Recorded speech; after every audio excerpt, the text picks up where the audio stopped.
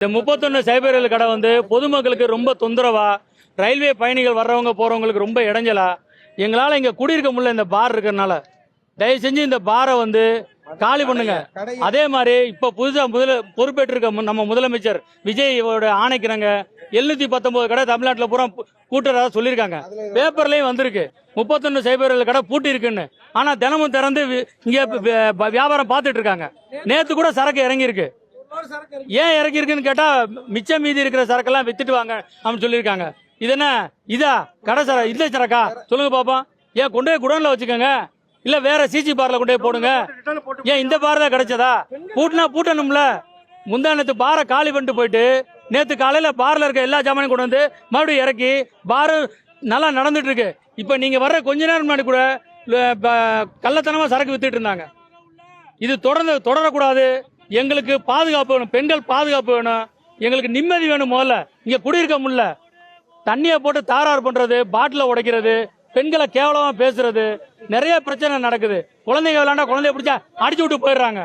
அதனால தயவு செஞ்சு பத்திரிகை நிருபர்கள் எங்களுக்கு ஒரு உதவி செஞ்சு இந்த நியூஸை வந்து முதலமைச்சர் கவனத்து வரைக்கும் கொஞ்சம் கொண்டு போய் எங்களுக்கு உதவி செய்யணும் உங்களை உளமாற கேட்டுக்கிறேங்க. ஆமா, போட்டோ எடுத்து கொடுக்கட்டுங்களா? போட்டோ எடுத்து கொடுக்கட்டுங்களா? சொல்லுங்க. விக்கிறத போட்டோ எடுத்து கொடுக்குறேன் நானு. இங்க பக்கத்து வீடு தான் என் வீடு. எத்தனை தடவை சொன்னாலும் கேட்க மாட்டேங்கிறாங்க.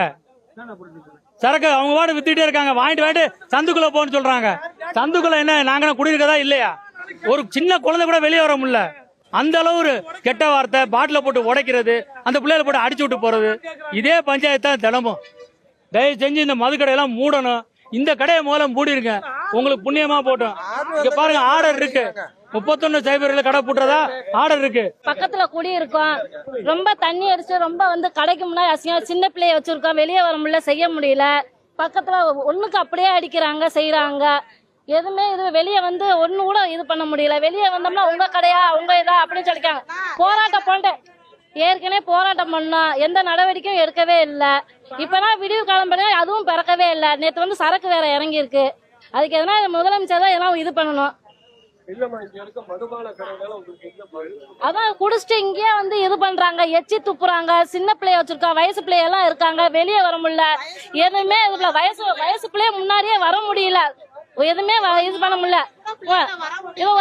நம்பி வெளியே பக்கத்துல ஸ்கூல் இருக்கு, எதுவுமே இது பள்ளிவாசல் இருக்கு, கோயில்கள் இருக்கு, எல்லாமே இருக்கு, எதுவுமே பண்ண முடியல.